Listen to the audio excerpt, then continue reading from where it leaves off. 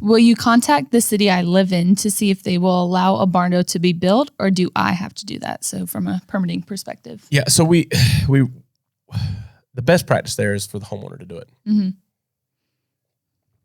The reason behind that is it's your property, right? Yeah. So when you call, they're going to talk to you and they're going to give you all the information. For us, they're not going to give us all the information because we don't own the property. Like, why are you calling? There's a little bit of like protecting that there. Yeah. The second side of that is I think you should do your own due diligence. Now, I would be willing to bet if you're in one of our build areas, you can absolutely construct a barndo there.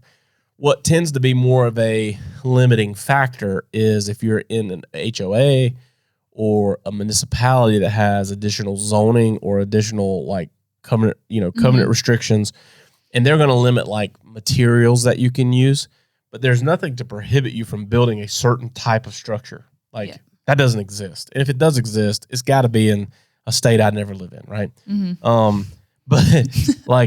So yeah, I would say you could do that, but I would not have a concern of can I build a barndominium here. The bigger question would be, are there restrictive covenants to the property I bought because it's within a community or it's been subdivided and there's some things carrying with the deed of that property that said, hey, these things can't be built here. Mm-hmm. That would limit you.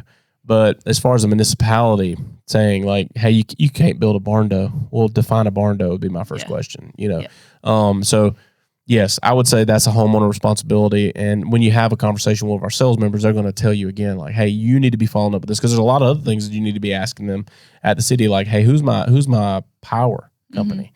Mm-hmm. Once you understand that, then it's like, hey, where's access to my property coming from? So you need to call the power company. Hey, how are we going to supply power to this? Like, secondly is, do I have access to sewer, or am I going to have to put in a septic tank?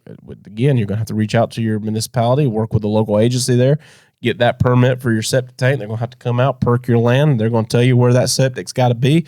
Now your home's going to have to be somewhere in proximity to that. Mm-hmm. So those are some of the controlling and limiting factors to what they can and can't tell you. I don't think it would be as much of like, can I build a barndo here, as much as what can I build here?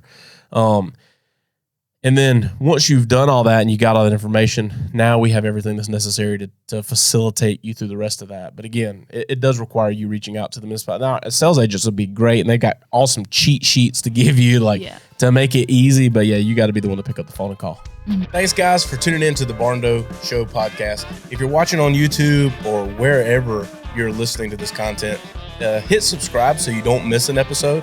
And then be sure to check us out on all of our social media platforms at the Barndo Co. Super simple to find us.